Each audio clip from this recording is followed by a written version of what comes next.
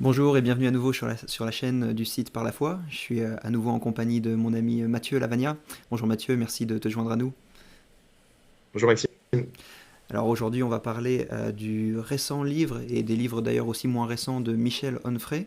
Michel Onfray qu'on ne présente plus, qui intervient sur divers plateaux TV, souvent au titre de philosophe, et qui dans ses livres aborde fréquemment, mine de rien, la question du christianisme, et qui lance régulièrement des attaques vis-à-vis du christianisme, notamment en ressuscitant une thèse qu'on appelle la thèse mythiste, et qui est plutôt étonnante puisqu'elle est assez, voire très très minoritaire dans le milieu des historiens, et qui consiste à dire tout simplement que Jésus n'aurait pas existé.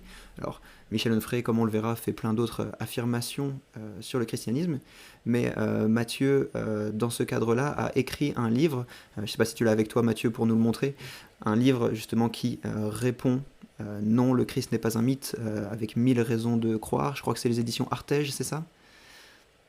Oui, c'est une collaboration entre Artege et Mille raisons de Voilà, croire et dans la qui répond publication. donc à Michel Onfray. Est-ce que tu peux nous dire un peu plus ce qui t'a motivé à écrire ce livre, Mathieu? Oui, eh bien, en fait, j'étais tombé en avril 2023 sur un livre de Michel Onfray au supermarché et je m'étais dit, oh bah tiens, je vais voir ce qu'il y a dedans. Et j'ai vu qu'il y avait un chapitre sur Jésus et que dedans, il réitérait encore une fois la thèse mythiste. Et je me suis dit, non, mais c'est pas possible. Il recommence à défendre les mêmes bêtises qu'il y a 20 ans, que dans son traité de la théologie publié en 2005. Et donc, je me suis dit, non, mais c'est pas possible. Il recommence les mêmes choses et il y a un problème, quoi. Et donc, je me suis dit, il faut lui faire une réponse systématique sur l'ensemble des bêtises qu'il a dites sur le christianisme. Et donc, c'est ce que j'ai essayé d'entreprendre. Donc, ce que j'ai fait pour ça, c'est que j'ai lu ces quatre livres écrits contre la foi chrétienne. Donc, le premier livre, évidemment, le plus connu, Le traité de la théologie, publié en 2005, qui s'est vendu à presque 380 000 exemplaires, ce qui est énorme. Après, son livre Décadence, publié en 2017, qui est un gros livre de 600 pages et qui réitère exactement la même thèse mythiste et qui va franco dans ses attaques contre le christianisme, contre la patristique, contre l'Église et les chrétiens au travers des 2000 ans de l'histoire. Et donc ça, c'est son deuxième livre Décadence. Et après, en 2023, il en a sorti deux. En avril 2023, Anima, dans lequel il réitère la thèse mythiste plus ses attaques sur Saint Paul. Et enfin, en octobre 2023, en novembre 2023, son dernier livre, Théorie de Jésus. Théorie de Jésus, qui est un livre consacré à la défense de la thèse mythiste. Donc voilà, mon livre prend en compte ces quatre livres et en donne une réponse systématique et détaillée qui fait la liste de tout ce qu'a affirmé Michel Onfray avec des citations précises et des réfutations fondées sur les travaux des historiens. Alors la thèse mythiste, comme on le disait, c'est une thèse qui est finalement absente du milieu académique. De mémoire, j'en ai déjà vu des traces au 19e siècle. À mon avis, c'est là la première fois qu'il y en a qui ont commencé à, voilà, soulever cette idée. Peut-être que tu en as retrouvé des traces avant. Euh, C'est en fait les premiers, c'est Dupuy et Volney, et c'est des libres penseurs du XVIIIe siècle. Donc la première fois qu'elle a été soutenue, c'était au XVIIIe siècle. Mais c'est vrai, tu as raison, personne avant le XVIIIe siècle n'a jamais osé émettre la moindre contestation de l'existence historique de Jésus. Même les pires ennemis du christianisme, païens ou juifs, reconnaissaient l'existence du Christ et s'attaquaient au christianisme pour des raisons doctrinales, mais ils remettaient jamais en cause l'existence de son hmm. fondateur. Donc Donc c'est sûr. j'imagine que tu passes en revue bon, les arguments qui font que les historiens n'adhèrent pas à la thèse de Michel Onfray. Est-ce que tu en aurais deux, trois à nous donner pour nos auditeurs, aussi pour leur donner envie de lire un peu la suite et d'en voir d'autres? Oui, bah déjà, il y a le premier que j'ai mentionné, à savoir que personne n'a contesté son existence avant le XVIIIe siècle. Si même les ennemis reconnaissent que le Christ a existé, c'est qu'il y a de fortes chances qu'il ait existé, parce que les Juifs auraient pu ridiculiser le christianisme des premiers siècles en disant aux chrétiens, bah, vous voyez, vous adorez un Messie inexistant. Donc ça aurait été une très bonne façon pour eux de réfuter le christianisme de cette manière, mais ils ne l'ont pas fait. Et donc, voilà, cette absence de contestation par le camp ennemi est un argument de poids en faveur de l'existence de Jésus. Mais après, on a aussi l'argument fondé sur l'abondance des sources, à la fois chrétiennes et non chrétiennes, qui viennent abondamment attester de l'existence du Christ. Et ces sources qui sont très primitives, elles datent des deux premiers siècles. Donc l'historien Gary Habermas, il dit qu'il y a 42 sources dans les 150 ans après la mort du Christ qui mentionnent son existence. Donc entre l'an 30 et l'an 180, vous avez 42 sources distinctes, chrétiennes et non chrétiennes, qui mentionnent l'existence du Christ.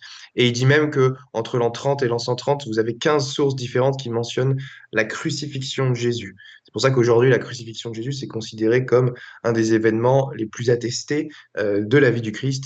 Et même les historiens ultra-sceptiques de la critique radicale en matière du Nouveau Testament le reconnaissent. Hein, des gars comme Bultmann, Bart Ehrman, John Dominic Crossman, voilà, des historiens très sceptiques reconnaissent évidemment que Jésus a été crucifié, que c'est un fait historique certain et indéniable. Donc, on peut dire un mot sur peut-être sur les sources non chrétiennes. Euh, Beaucoup de gens pensent qu'en fait, Jésus est mentionné uniquement dans les sources chrétiennes, mais c'est faux. On a 9 sources non chrétiennes différentes qui mentionnent l'existence du Christ. On a Flavius Joseph, qui est un historien juif du 1er siècle, qui écrit ses Antiquités juives vers l'an 90 à peu près, et qui mentionne l'existence du Christ à 2 passages différents.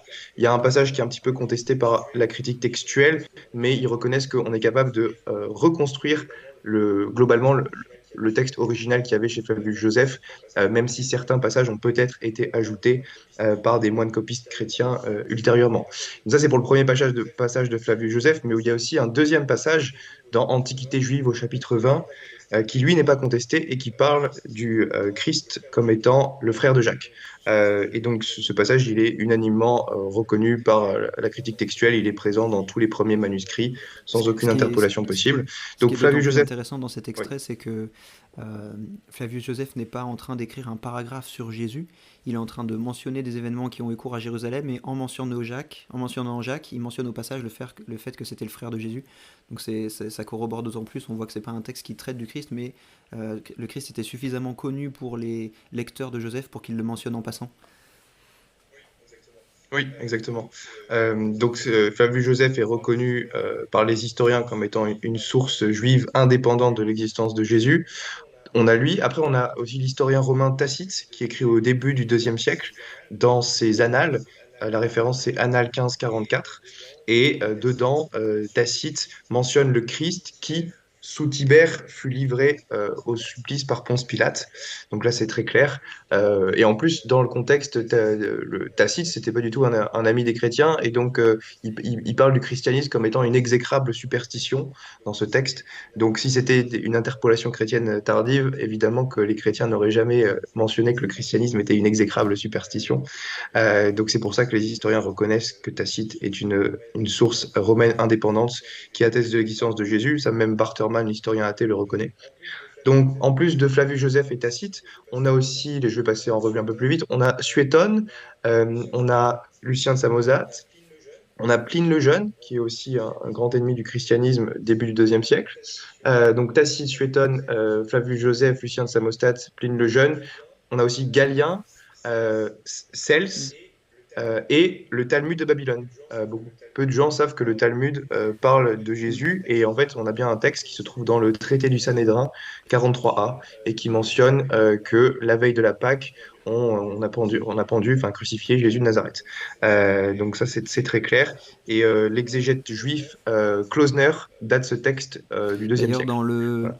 dans le livre Premiers écrits chrétiens aux éditions de la Pléiade, je crois qu'il compile aussi les textes du Talmud qui traitent de Jésus, et puis divers textes que tu as mentionnés, comme témoignage antique en fait de ce que Oui, les anciens pensaient du christianisme. C'est vrai qu'on a parlé des sources non chrétiennes et on a mentionné rapidement les sources chrétiennes.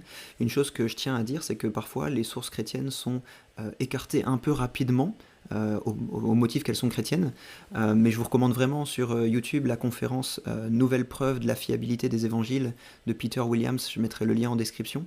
Il avance plusieurs arguments qui invitent à ne pas écarter trop vite les témoignages chrétiens d'ordre historique, même d'un point de vue, on va dire, religieux, parce que ça pourrait tout à fait être des textes religieux qui ont certaines conceptions philosophiques auxquelles vous adhérez pas, mais ça pourrait être en même temps des témoins d'événements historiques qui se sont produits. Et donc la conférence de Peter Williams va un peu dans ce sens de montrer des éléments du type connaissance de la géographie, de la ville, des prénoms, etc. de l'époque, qui corroborent la fiabilité historique des évangiles. Oui. Et on peut ajouter aussi que parmi les sources chrétiennes, il n'y a pas que les textes du Nouveau Testament. Donc, vous savez tous que dans le Nouveau Testament, on a 27 livres, dont la quasi-totalité parle de Jésus. Mais en plus de ça, on a des sources extra-bibliques chrétiennes du 1er siècle qui mentionnent le Christ. Donc le livre de la Didaché, les Pères apostoliques, Clément de Rome, Ignace d'Antioche, Polycarpe, je crois aussi. On a Saint Justin Martyr. Donc voilà, on a des sources chrétiennes extra-bibliques qui mentionnent l'existence du Christ, parce qu'il y a beaucoup de gens qui pensent que la Bible, enfin ils disent c'est dans la Bible, donc j'y crois pas, c'est des textes religieux, tout ça, ça n'a rien d'historique. Non, c'est pas comme ça que raisonnent les historiens, même les historiens non croyants considèrent les textes du Nouveau Testament comme, même s'ils ne pensent pas qu'ils sont divinement inspirés, ils les considèrent comme de vraies sources historiques pour connaître le christianisme du premier siècle. Et donc, c'est absurde de les balayer d'un revers de la main sous prétexte que leurs auteurs sont chrétiens. C'est ce que fait Michel Onfray. Et Michel Onfray dit, oui, bah, ces textes sont écrits par des religieux qui sont déjà très convaincus de l'existence de Jésus, donc ça compte pas comme preuve pour l'existence de Jésus, on peut balayer les sources chrétiennes. Mais c'est un raisonnement tout à fait fallacieux. Barterman le fait bien remarquer, il dit, la quasi-totalité des sources qu'on a sur George Washington, elles viennent de partisans de George Washington, des gens qui veulent le défendre et qui sont ses partisans dévoués. Et pourtant, les historiens disent pas, ah bah oui, bah, vu que les gens ces gens-là sont partisans de George Washington, on peut balayer d'un revers de la main leurs sources et ne Et pas les j'imagine considérer comme que, fiables. j'imagine que Michel Donc, Onfray n'est pas mythiste quant à l'existence de Mahomet, pourtant ça va être aussi des sources musulmanes qui vont témoigner de Non, ça son va être aussi existence. des sources musulmanes qui vont. bien sûr. Ouais. Et nous, chrétiens, on dit pas, vu que les hadiths ont été écrits par des musulmans, on peut les balayer d'un revers de la main et ils n'ont rien d'historique. Ce serait totalement fallacieux de réfléchir comme ça. Intéressant. Alors la thèse mythiste, comme on l'a vu, c'est une thèse un peu audacieuse, on va dire, de Michel Onfray, dans le sens où voilà, elle est contestée par la majorité des historiens, chrétiens comme non chrétiens, religieux comme non religieux. Finalement, c'est Michel Onfray c'est à lui de prouver son point parce que l'ensemble de la communauté académique rejette cette idée. Et puis son livre, on le voit, ne présente pas d'arguments convaincants à ce sujet et notamment n'explique pas de manière satisfaisante les sources premières à ce sujet. Mais bien sûr, oui, vas-y, tu veux dire quelque chose? Oui, et surtout, il cite pas les sources. Par exemple, il traite en une page et demie les sources non chrétiennes et il cite pas les textes qu'il cherche à réfuter. Par exemple, Tacite, le passage de Annales 15-44, eh ben, il le cite pas à son lecteur. Il se contente de dire Tacite ne parle pas de Jésus, mais de chrétiens. Et l'existence de chrétiens au 1er siècle ne prouve pas l'existence de Jésus. Sauf que c'est totalement faux quand on lit le texte Annales 15-44, c'est bien mentionné, le Christ qui, sous Tibère, fut livré au supplice par Ponce Pilate. Donc, on a un mensonge flagrant de la part de Michel Onfray qui ne prend même pas le temps de citer ses textes au lecteur. Donc c'est assez triste. Il n'y a pas de travail, il n'y a pas de recherche universitaire parce que la moindre des choses quand on s'attaque à une thèse qui fait l'objet du consensus universitaire, c'est d'apporter des arguments sérieux pour défendre la thèse contraire.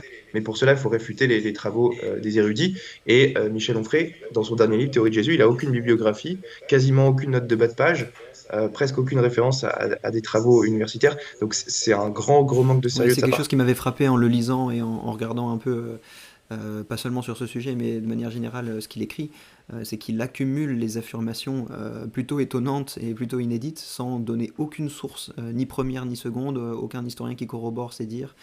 Et ça rend la réponse à son livre assez compliquée parce que tu te demandes bah, d'où est-ce qu'il a tiré cette affirmation, est-ce qu'il l'a tiré de son chapeau, est-ce qu'il a une source qu'il n'a pas voulu produire. Donc c'est finalement ce qui s'affirme sans preuve se réfute sans preuve aussi. Donc parfois il suffit de dire ben, montre-le-moi parce qu'il affirme toute une série de choses parfois sans référence et c'est assez étonnant. Euh, Alors je pense que l'affirmation la plus ridicule qu'il a pu donner sur Jésus, c'est quand il dit que la plupart des gens sur Terre croient que Jésus n'a pas existé. Il dit ça dans son dernier livre, Théorie de Jésus. Donc je vais vous donner la référence. Il dit la plupart des gens sur Terre croient que Jésus n'a pas existé. Et chez André Berkoff, il dit que les musulmans sont d'accord avec lui sur la thèse mythiste. Vous pouvez la retrouver, c'est dans une interview sur Sud Radio avec André Berkoff. Et il dit la thèse mythiste aujourd'hui en France, elle n'est pas prise au sérieux, parce qu'on est dans un pays chrétien, mais vous allez à l'autre bout du monde, les musulmans ne croient rien de tout ça, les hindouistes ne croient rien de tout ça, il énumère, alors que toute personne qui a un minimum de culture religieuse sur l'islam sait très bien que les musulmans croient que Jésus a existé en tant que prophète, c'est un peu la base de l'islam. Donc même un collégien un peu cultivé oui, saurait il est réfuter cité Michel dans le Onfray sur ce Coran, sa point. naissance est rapportée, quelques éléments de la vie de Marie aussi sont rapportés dans le Coran. Ouais. Donc voilà, la référence pour ceux qui veulent, c'est ça, c'est Michel Onfray, Théorie de Jésus, page 19, et il nous dit, croire que Jésus est une opinion minoritaire sur la planète, comme est minoritaire celle qui affirme que Moïse a ouvert la mer Rouge en deux pour y faire passer son peuple. Voilà, Théorie de Jésus, page 19. Alors, Ça en dit long sur la crédibilité intellectuelle de Michel Onfray. hmm. Alors, il attaque d'autres choses que l'existence de Jésus dans son livre. Il attaque notamment la personnalité de Paul, hein. Il veut le présenter un peu comme un guerrier, un djihadiste du christianisme. Est-ce que tu peux nous rapporter un peu en résumé qu'est-ce qu'il affirme dessus et puis comment tu répondrais à cela? Oui, oui, bah, il affirme que Paul, en fait, est en opposition au Jésus des évangiles. Bon, ça, c'est pas que lui qui l'affirme, ça a déjà été affirmé par beaucoup, mais il affirme que Paul était un névrosé, misogyne, masochiste, et qu'il était probablement un homosexuel refoulé, parce qu'il a une écharpe dans sa chair. Il se fonde sur un seul verset, la deuxième épître aux Corinthiens, pour soutenir ça. Il dit que Saint Paul prêche la haine du corps. Alors que quand on lit Saint Paul, c'est évident que Saint Paul ne prêche pas la haine du corps. Quand Saint Paul dit ne savez-vous pas que vos corps sont des membres du Christ, votre corps est un sanctuaire de l'Esprit Saint, rendez donc gloire à Dieu par votre corps. Comment est-ce qu'on peut lire ces versets et Et d'ailleurs, soutenir que Saint Paul prêche en la haine du corps? Colossiens 2, il dit aussi que humilier le corps, c'est quelque chose qui a l'apparence de sagesse, mais que ça ne mérite aucun honneur. Des versets comme ça qui... Ouais. Et alors, pire encore, sur Saint Paul, il dit que Saint Paul était un meurtrier. Donc, je vous lis ce qu'il dit dans son traité d'athéologie, page 75. Citation, Paul et Mahomet excellaient respectivement pour leur part dans le meurtre, les passages à tabac ou les razzias. Donc, voilà. Clairement, Onfray affirme que Saint Paul incitait au meurtre. Et là, on parle bien d'après sa conversion, hein, parce que il l'accuse de prêcher l'évangélisation par l'épée, Mais et que cette épée tranchante ruisselle de sang pendant plus de 1000 ans. ça, Voilà, donc ça, c'est dit dans... ça aura peut-être échappé à Michel Onfray que les sources à propos de l'existence de Paul sont des sources chrétiennes. Donc si je n'ai pas de raison de croire à l'existence de Jésus, je n'en ai pas non plus de croire à l'existence de Paul. Et donc Ben oui, à tout ce parce qui que nous est dit sur lui. Michel- Mi- oui, c'est ça. Je crois que c'est Guillaume Bignon qui le faisait remarquer. Il dit, bah, vous voyez, selon Michel Onfray, il n'y a pas assez de sources pour connaître quoi que ce soit au niveau du Jésus historique en se fondant sur les sources chrétiennes. Par contre, on en sait suffisamment en se fondant sur un verset de l'Épître aux Corinthiens pour savoir que Saint Paul était un névrosé qui prêchait la haine du corps parce qu'il avait une écharpe dans sa chair. Donc il fait toute une analyse psychiatrique, de la psychanalyse de Saint Paul en se fondant sur un verset d'une source chrétienne que lui-même rejette quand il s'agit de l'existence de Jésus. Donc, bref, ça montre la méthodologie défectueuse. Hmm.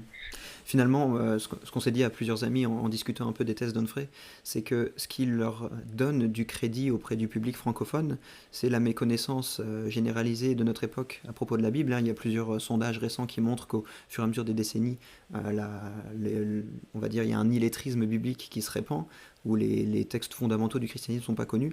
Et donc, un auteur peut arriver, citer un verset ici, et ça aura une apparence de crédibilité parce que les gens ne connaissent pas l'ensemble du contexte, l'ensemble des écrits bibliques et ne sont pas en mesure de replacer ça dans le contexte. Oui. C'est ce qui donne aussi on va dire, une certaine audience, alors que voilà, tu fais ça il y a 50 ans, les gens qui connaissent un peu plus la Bible écoutent et voient tout de suite que c'est un charlatan qui est en train de parler. Mais dans notre contexte actuel, ça peut paraître un peu plus crédible. Il y a un élément toutefois dont je voulais parler un petit peu, auquel j'avais réfléchi, c'est parce que j'en ai déjà traité dans une vidéo précédente sur la chaîne, et pour le coup c'est un élément un petit peu plus sérieux, un peu moins historique mais un peu plus exégétique que Michel Onfray avance, c'est qu'il relève certains textes bibliques où Jésus semble affirmer, par exemple en Matthieu 24, son retour de manière imminente. Et l'argument va un peu comme suit. Jésus aurait annoncé qu'il reviendrait très peu de temps après son discours, et puis bah, on est 2000 ans plus tard, il n'est pas revenu, donc Jésus, s'il a existé, il a menti. C'est pas un prophète à prendre au sérieux. Euh, Ce que j'ai fait valoir dans une vidéo précédente sur la chaîne, c'est que ce que prophétise Jésus n'est pas son retour physique en gloire, mais un jugement à venir.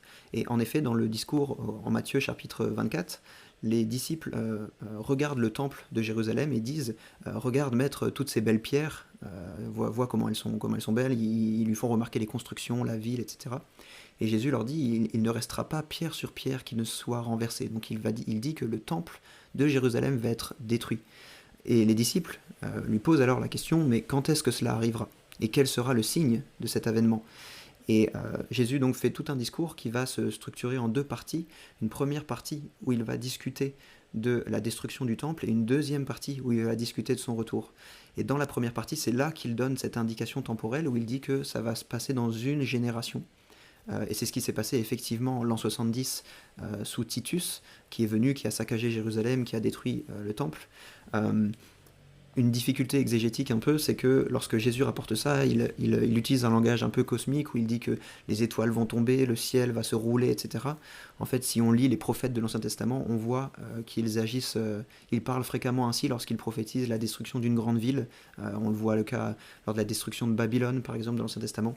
Et la raison pour laquelle ils font ça, c'est que euh, dans la symbolique biblique, les astres, que ce soit les étoiles, le soleil, la lune, sont des symboles des puissances. Dès le premier chapitre de la Genèse, il nous est dit que le soleil règne sur le jour, que la lune règne sur la nuit. Donc quand il y a la chute d'un roi qui est rapportée, bah souvent on nous dit qu'une étoile tombe, ou qu'un soleil perd de son éclat, ou que la lune est écartée, des choses comme ça. Ça va être un langage symbolique pour parler d'une puissance qui s'effondre. Et donc quand Jésus parle de la puissance de Jérusalem qui s'effondre, eh bien, il va apporter aussi ce langage un peu cosmique. Donc finalement, loin d'être un argument contre la véracité du christianisme, c'en est même un en faveur de cela, puisque si on arrive à montrer par des arguments probants que les évangiles ont été écrits avant 70, eh bien, ces évangiles nous parlent de la destruction du temple de Jérusalem avant qu'il ait lieu, et nous donnent même une indication assez précise que ça aura lieu au cours de la génération de Jésus, ce qui s'est bien produit. Donc c'est un argument un peu plus fin de Onfray, un peu Oui. moins historique, un peu plus exégétique. Bien sûr, c'est pas lui qui l'a sorti de son chapeau, hein, c'est un argument assez courant depuis le 19e siècle, mais je pense que ça valait le coup de préciser ces choses-là. On va dire que c'est le seul argument sérieux dans son livre. Mais tout ça pour dire que, oui, comme tu dis, si on a de bonnes raisons de penser que les évangiles ont été écrits avant 70, on a de bonnes raisons de penser qu'il y a une véritable prophétie de Jésus qui est en cause ici. Et justement, le fait que les évangélistes ne mentionnent pas que le temple de Jérusalem s'est détruit et qui se contentent juste de retranscrire Jésus qui l'annonce, c'est un argument en faveur d'une datation avant 70, parce que si les évangiles avaient été écrits après 70, on peut très bien imaginer que les apôtres auraient été sur la messianité de leur héros en disant, bah, vous voyez, Jésus l'a prophétisé et c'est arrivé en 70, c'est Mm. bien arrivé. Et en fait, ils ne le font pas, ils se contentent juste de retranscrire les paroles de Jésus qu'il annonce. Et donc, cette raison-là a fait pencher beaucoup d'historiens en faveur d'une rédaction des évangiles avant 70. Voilà, c'est un argument parmi tant d'autres, mais je ferai bientôt une vidéo sur la datation des évangiles et voilà, je vais défendre qu'elles ont été écrites fin des années 50, début des années 60. Et c'est une thèse qui se défend de plus en plus aujourd'hui, notamment chez les historiens anglo-saxons. Il y a un autre élément que je trouve intéressant, c'est que dans ce discours, Jésus donne un conseil aux chrétiens sur comment il faudra agir durant ce siège de Jérusalem, et il leur dit de fuir dans les montagnes et dans les campagnes, ce qui est assez peu intuitif, puisqu'en cas de guerre, en général, tu te regroupes dans la ville la plus fortifiée, hein, qui était clairement Jérusalem à l'époque, avec ses murailles.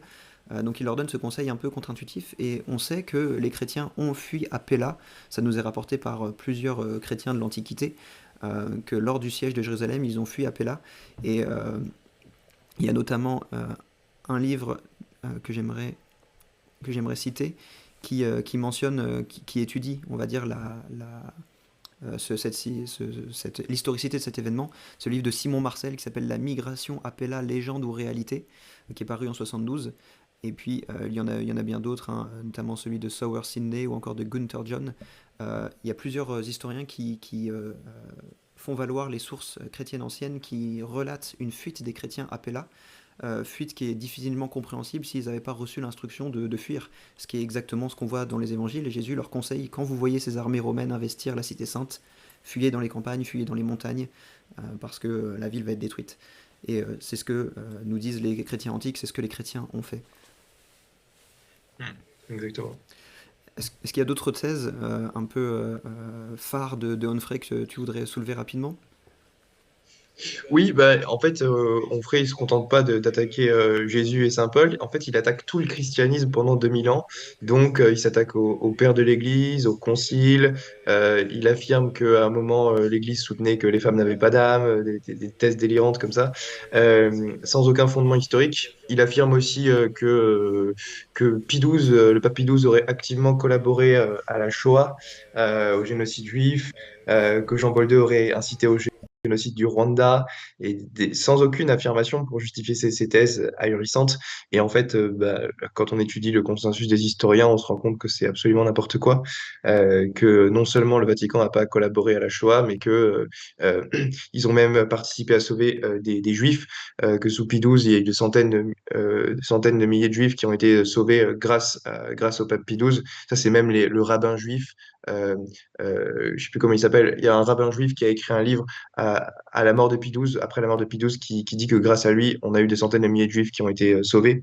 C'est confirmé par l'historien Martin Gilbert, etc. Donc voilà, il y a plein de thèses d'Onfray qui sont absolument intenables au plan historique. Il ressort les vieilles attaques habituelles, les croisades, l'Inquisition, l'affaire Galilée, voilà, les méchants chrétiens, tout ça. Donc dans le livre, je donne des éléments pour essayer de répondre à ça d'un point de vue historique, en essayant voilà, d'avoir un regard plus nuancé sur ces événements, sans tout pour autant justifier, parce qu'il y a effectivement des actions de certains hommes d'église qui étaient condamnables, mais sans tomber dans la caricature noire qu'en fait Michel Onfray aussi. Donc le but de ce livre, c'est aussi d'avoir une lecture un peu plus nuancée de l'histoire. Et j'aimerais dire une dernière chose, parce qu'il accuse quand même les pères de l'Église d'être antisémites, et les chrétiens d'avoir été antisémites dans l'histoire. Et en fait, là, ce qu'il faut répondre, à mon avis, c'est que il faut distinguer l'anti-judaïsme et l'antisémitisme. L'anti-judaïsme, c'est la critique du judaïsme talmudique. Donc c'est une critique qui est théologique. L'antisémitisme, c'est une haine raciale du juif. Et jamais les chrétiens à travers l'histoire n'ont prôné la haine raciale des juifs. Même Saint Jean Chrysostome, qui est considéré comme étant un des pères de l'Église les plus virulents à l'égard du judaïsme, ne prêchait jamais une haine raciale du juif. Et donc voilà, les pères de l'Église ont violemment attaqué le judaïsme talmudique parce qu'au sens strictement biblique, le judaïsme talmudique est ce que Saint Jean appellerait un antichrist. Antichrist, dans 1 Jean 2, 22, c'est celui qui nie que Jésus soit le Messie, qui nie que Jésus soit le Christ. Et donc, c'est normal que les pères de l'Église s'attaquent au judaïsme talmudique pour des raisons théologiques. Mais ça fait pas d'eux des antisémites. Donc, Michel Onfray confond tout à ce niveau-là. Et donc, fait des accusations qui n'ont pas lieu d'être. Donc il transpose finalement des propos théologiques et il les replace dans un contexte antisémite un peu plus moderne, nazi, etc. Ouais. Et alors, il dit même que le Jésus des évangiles, qui n'a pas existé, est antisémite. C'est assez drôle. Dans Théorie de Jésus, il l'affirme, il dit, citation, pour la plupart des historiens, Jésus a existé, mais pas son antisémitisme. Pour moi, c'est le contraire. Et donc, après, ici, des versets de l'évangile, il dit que, il y a des centaines de versets antisémites dans les évangiles et dans les actes des apôtres. Et il dit même que on retrouve dans l'évangile de Jean le fondement du national-socialisme. Euh, Parce que dans l'évangile de Jean, Jésus dit des choses du genre les Juifs vous avez pour père le diable. Et donc, voilà, c'est de l'antisémitisme de la part de Jésus, alors que c'est évident que c'est pas le cas. Là, Jésus, il parle aux grands prêtres juifs, mais pas des juifs dans leur totalité. Ce serait absurde de dire que Jésus est antisémite, parce que lui-même était juif, sa mère aussi, et l'ensemble des apôtres aussi. Donc ça n'a pas vraiment de sens.